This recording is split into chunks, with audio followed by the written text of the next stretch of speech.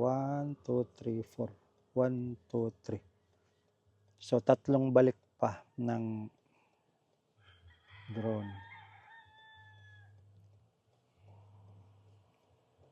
Bawat isang 79 meters yung isang lipad ng drone. Tapos babalik naman siya, 79 meters yung distance.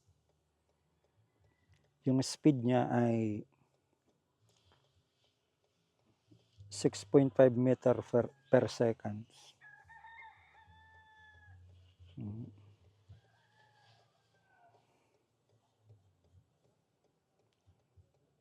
Ngayon, nasa 6:56, 57, 58, 59, 7 minutes. 7 minutes na. Then, liliko na siya sa pangatlo. Tapos, last na lang na dalawang balik. So, nasa second to the last line na siya, 79 meters. Tapos yung natin, nasa 7, 28, 29, 30, 31, 32, 33, 34, 35. Malapit na.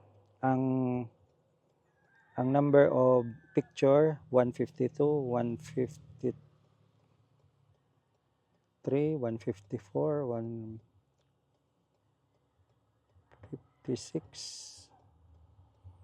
Tapos yung time, 7:59, 8 minutes.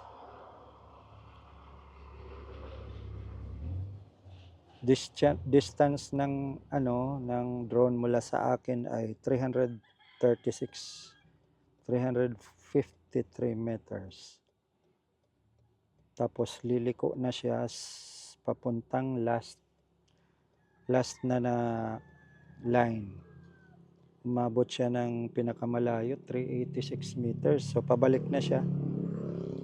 379 meters, 330, 320.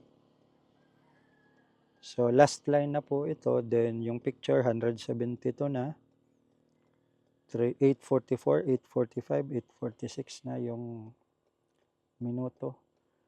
So, ano lang ito, 10 minutes and 50 seconds yung flight path niya. Yung ibang nito, yung ibang sa estimate niya na 10 minutes 50, yung iba, hindi naman doon sa lahat sa flight path. Meron din itong time pabalik sa home base. So sa ngayon, nasa 188 pictures, 921, 22, 20. So tapos na yung niya, flight, pabalik na siya. So andito na.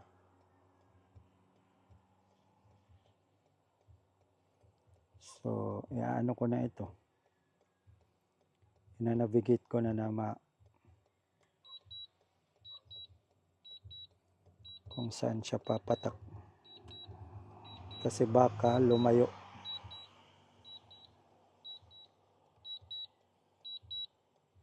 Medyo mahirap. Maraming puno dito sa malapit sa akin.